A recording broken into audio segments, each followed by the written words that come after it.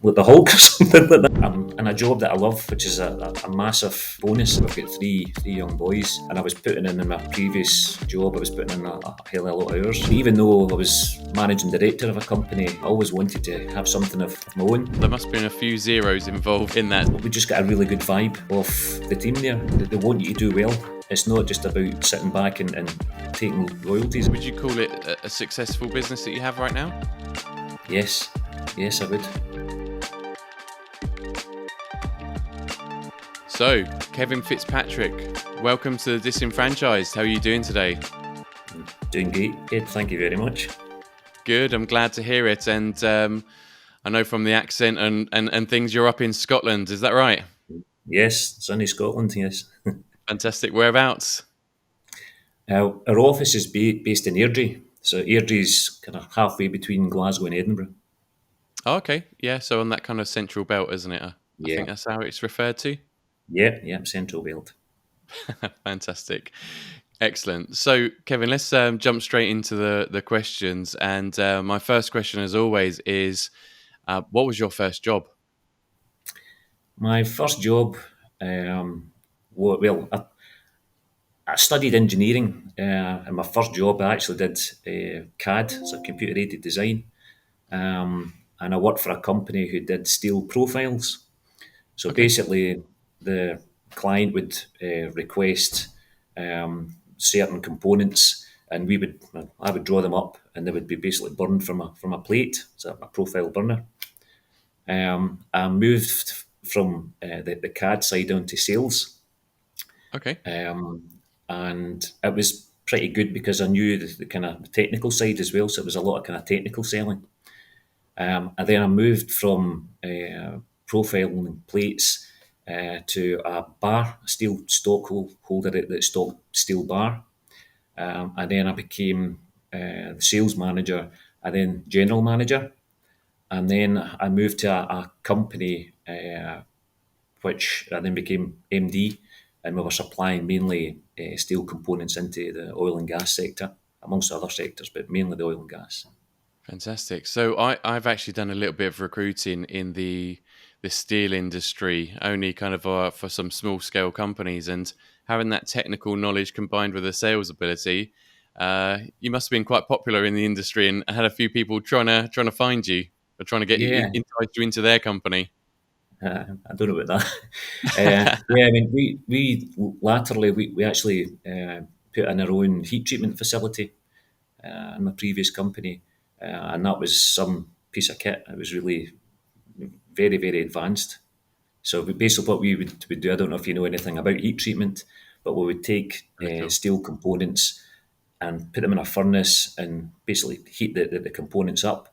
And then through a process, a kind of controlled quenching, we would then determine what properties that component had. So customers would give us specifications saying that the steel was for whatever application, but it would need a certain hardness and a certain strength at a certain temperature, depending again on the application. So we would then take that specification and heat treat the component up and test it Yeah. to make sure that it kind of complied with the spec. Yeah. No, it's actually quite interesting stuff. So I've been watching a program called Forged in Fire, where they make all these blades out of Yeah, steel, and so that's how I know yeah. about a little bit about that heat treating side. But that must be on quite a big industrial scale. What I'm imagining you're kind of supplying components for maybe construction or something like this. Is that right, or is it kind of more smaller It widgets was and that kind of thing? no, I mean the components, the furnace size itself was about 4 meters by 2 meters by about Wow. 1.2 meters high. So it's a big furnace. Yeah. But we mainly did kind of smaller components, but multiple batches of them. So yeah, Cool. And was this that obviously you went to university? So this is kind of the career you always wanted from when you was younger, right? So well, you've worked your way up and got to general manager. You said in your next company. So yeah, yeah, I was it well, always the dream? And did it live up yeah, to it? no, by when I left school, I actually tried to get into Glasgow Art School. So I Okay. tried twice in a row, and my portfolio just wasn't good enough. But at that time, I don't know if it's still the same, but it was such a popular university that people were applying globally for it. So it was very Oh difficult to wow. get into. So I went from there to kind of graphic design and then into engineering. So, Yeah, yeah, cool. I guess it feels to me like it's the other end of the spectrum, though, right? You've got to be quite rigid in the way that you're drawing. There's a lot of rules to follow in engineering, whereas in kind yeah, of general art and graphic design and that kind of thing, it's kind of, I guess there's some boundaries, but it's still kind of generally free reign. So, yeah.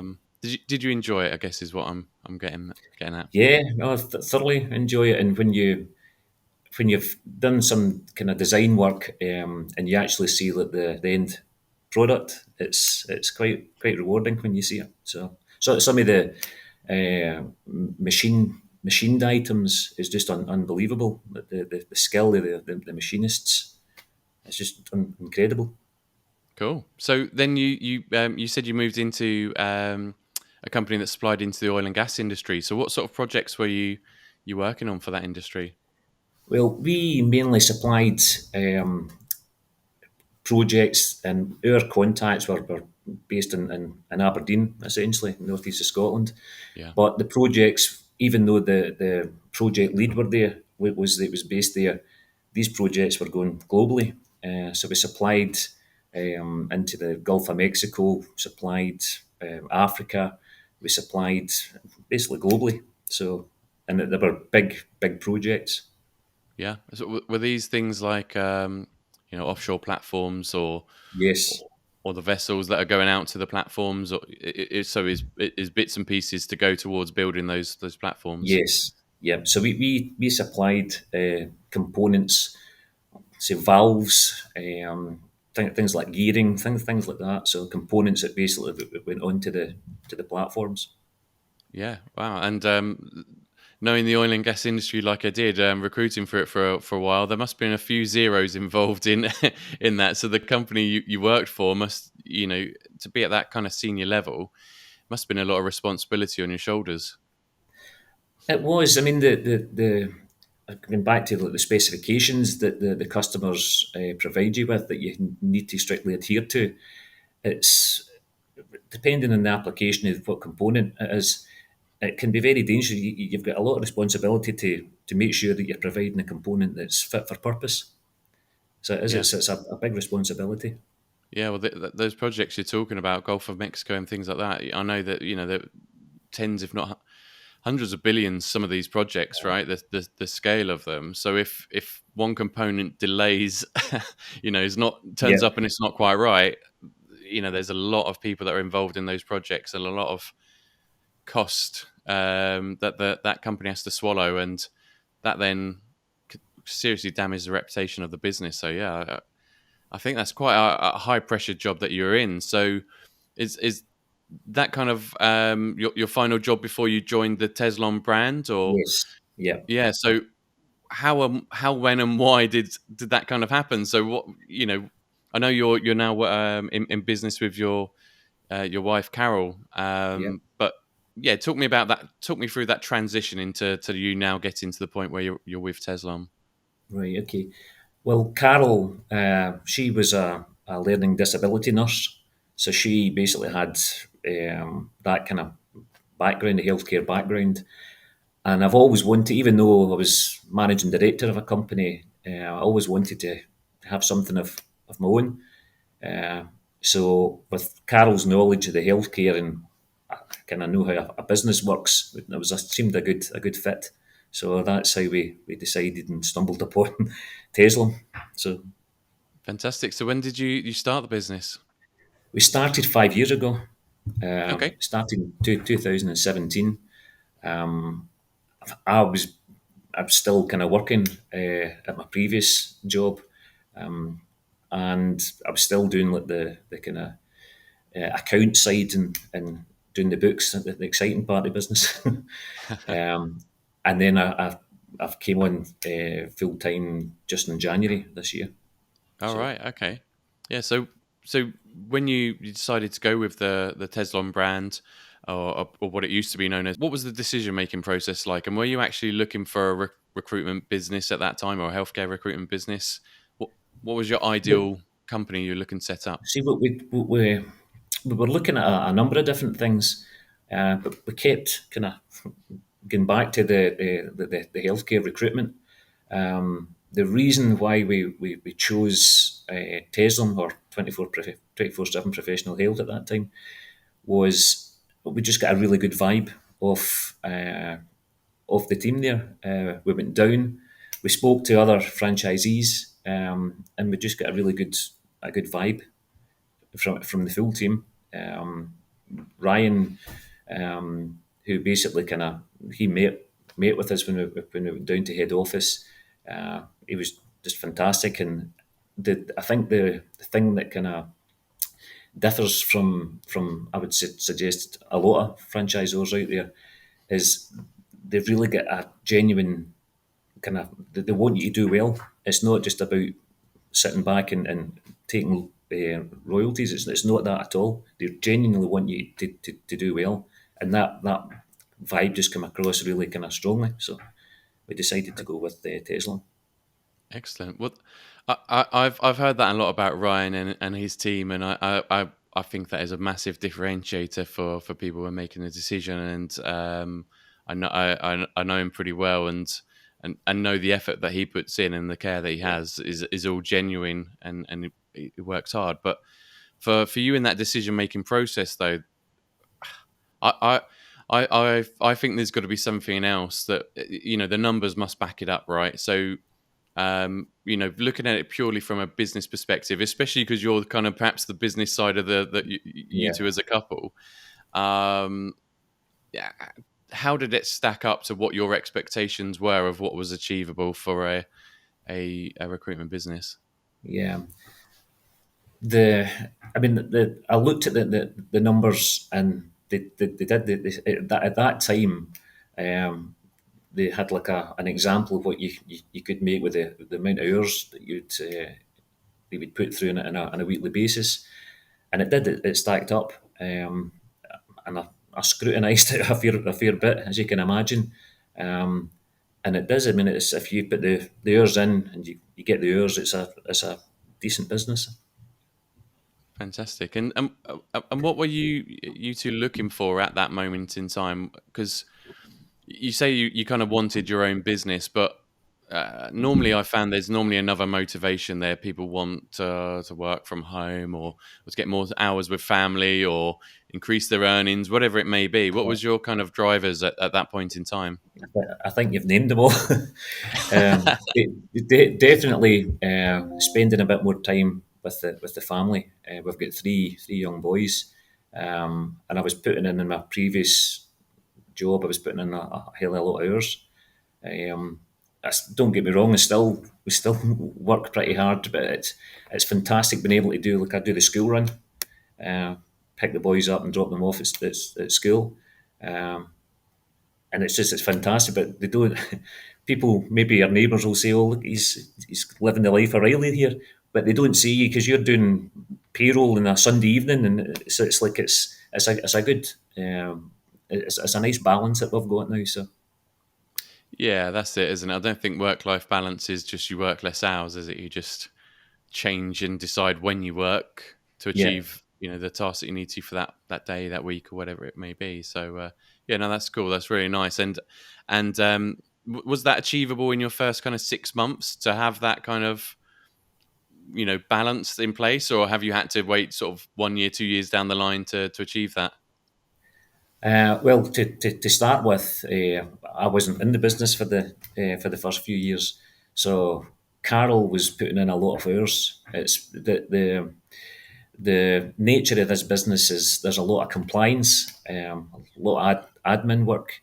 Um, I think there's if you don't put the hours in, you'll basically trip yourself up. So we're supplying healthcare workers into a sector where they need to be fully trained and fully compliant. So you need to make sure that that's the case. So Carol put in a lot of hours to start with. She Yeah. actually was running it herself for a good part. So Yeah. we Yes. brought someone else in to help. and then she left just before COVID. So right through COVID, Carol had to basically kind of do it all herself. And we've got someone else in now as well who's fantastic, Emma. She's came from a kind of similar type background, and she's just fantastic. So starting Emma, kind of, I think when we started Emma, we could then look at our kind of our full situation and then have more of a balance. Yeah. So employing staff is it's taking some of those stresses away from you, right? I'm guessing Yes. some of that Yeah. compliance side maybe and things like that. But did you ever get any support from head office during the early stages, and how does that compare to now? Um, well, through the early stages, what we noted was it was a really strong business model, and then we always said if we stick to the business model, it'll work. It's worked with so many franchisees, but we just need to stick to the model. Um, and they were fantastic the early days. More so now, they've now spent a lot of time and effort creating Tezlom Academy, which is basically, I mean, it's fantastic. It takes you right from the very start to every single facet of the business is in this academy. So even if you're ever stuck with any, you just go into the academy and it'll show you how to do it. So the head Fantastic. office is fantastic. They really played a big part at the beginning. Fantastic. So even 5 years on, you know, are you tapping into that Tezlom Academy? I guess you might be because you sort of perhaps Yeah, newish to the business on a yeah. day to day No, basis. yep. No, when I first came on, I went through all the academy, and I still do it now. If I'm struggling in something, I go back and just pick out whatever I need to learn. So it's good. It's a fantastic tool. Fantastic. And how often do the head office come and visit you, or how often do you meet up, or have a call over Zoom or something like this? It's pretty regular. They were, I think it was just a few weeks ago. They were up, Ryan and Gemma. So it's speak regularly as well, and it's always good when there's any ever if we get any issues at all, we just pick up the phone and it's usually the with their experience the issue gets dealt with. So Yeah, fantastic. That's good to hear. So, so your business now then? So it's been running for 5 years. How many clients do you have at the moment, and how many agency workers are out there? I'm trying to kind of gauge the size of it now. yeah, well, currently I think we've got about 40, 40 care assistants, and we've got about 6 or 7 nurses. Nurses are now pretty difficult to get a hold of now. So so that's the kind of the scale we are just now. Clients, we've actually did a fair wee bit of kind of sales on getting new clients on board that are not on panel. So we prefer to deal with the clients directly, not through like an Yeah, umbrella company as such. So I see. Yeah. So is it kind of living up to expectations for year five? Because I'm imagining you'd have had a business plan drawn out, and knowing exactly where you want it to be in 3 to 5 years time, that kind of thing. yeah. So and I mean in terms of financially. Uh-huh. The business, it did kind of stumble a bit. Not stumbles maybe an incorrect word. It didn't go down the path that I thought it was going to go down, but that was simply because of COVID. And again, Carol was running the business herself. Yeah. It's a lot to do yourself. So we got through that period, and then we started again. We started Emma, who has been fantastic. So then we're now in a position where we see it's totally steadied, and we're on a good path now. So but we definitely see that it's a viable business, and and there's more to go at. More to come. Excellent. So would you call it a successful business that you have right now? Yes, yes, I would. Fantastic. That's good to hear. And what would you say has been the key to achieving that success? hard work, hard work, Yeah, perseverance. I think that's perseverance is a big one. We, we basically we took a chance with Emma as well, because when you're um, just when we came out of COVID, we were just about kind of breaking even, and we took a risk, and that was a big help with Ryan as well. Ryan was pushing me, saying you need to take someone else on and grow. So we did do that, and it has paid dividends. That's been the big difference, I think. So yeah, that's really good to hear. So, is that support from Ryan what you value the most from the franchisor, in, or is there something else? I think, I mean, he's a good guy. I mean, you can speak to him about anything, and one thing, he's very honest. Um, he's very very honest, and I think because he's had experience with all the different with the head office business itself, but then all the other franchisees, he's probably heard these problems that you're experiencing like 1,000 times, and he knows the best way to get round it. So yeah, no, Ryan's he's very good. Fantastic, good to hear. So, I'm just want to kind of look at it for one more question, I guess, is what I'm trying to say, from the point of view of somebody who's maybe at the point of about to invest in a franchise, whether it's Tezlom or any others. But what fears did you perhaps have in those early stages, or you and Carol have, when going to invest? Because, buying Yeah, into a franchise business, there's money up front that you've got to pay, right? And yeah, yeah, there's no guarantee that money's coming back in yeah. your direction. That's So what kind of fears did you have? that that was the main fear.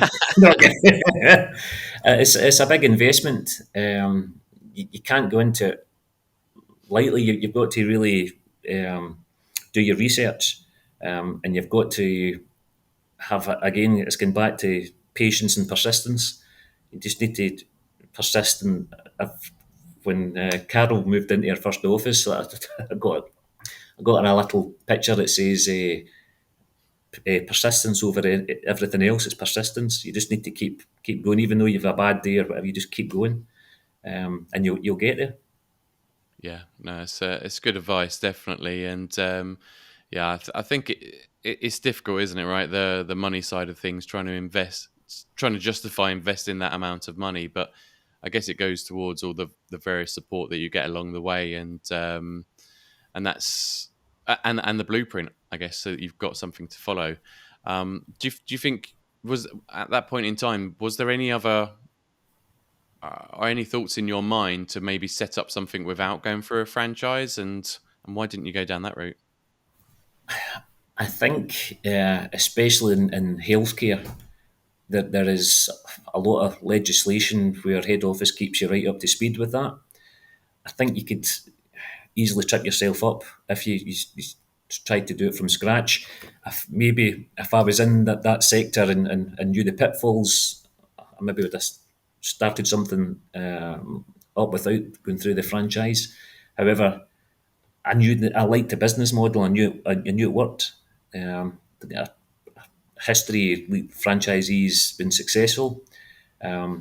So we decided to go down that route. And the thing is, it's like they're with you every step of the way, and that's kind of, if you're in a business, fair enough. There's a sizable amount of money that you need to invest in that. However, if you're just standing yourself and something goes wrong, and I think that just they give you the confidence and a kind of comfort factor. Yeah, no, that's really good. Cool. So, what's the future for your business, your and Carol's business? What's the plans for Yeah. the future? So our plans now, we're basically going to a sector that we haven't really kind of dabbled in as yet, and that's support work. So Okay. we've mainly been doing care assistants and nurses. So we're really going to attack the support work sector. So that's our next plan.